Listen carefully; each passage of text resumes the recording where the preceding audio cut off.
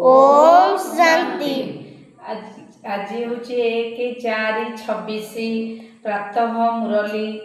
ओम शांति। ओम अच्छा अच्छा मीठा सिखिलावे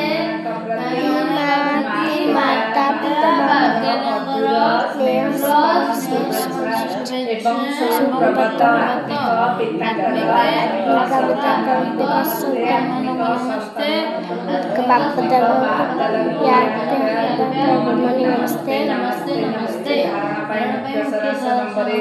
भाग्यवान हेबाई एकमात्र बाबा सहित सच्चा सच्चा स्नेह रखा।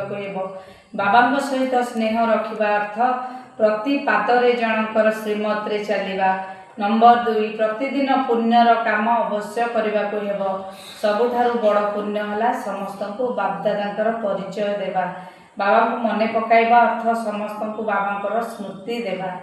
वरदान निजर दृष्टि एवं वृत्तिर परिवर्तन द्वारा सृष्टि को परिवर्तन करुवा साक्षात्कार मूर्त भव। निजर वृत्ति अर्थात मनोवृत्तिर परिवर्तन द्वारा दृष्टि को दिव्य कर दियो, जहा द्वारा अनेक आत्मा निजर यथार्थ रूप यथार्थ घर यथार्थ राजधानी को देखिपर।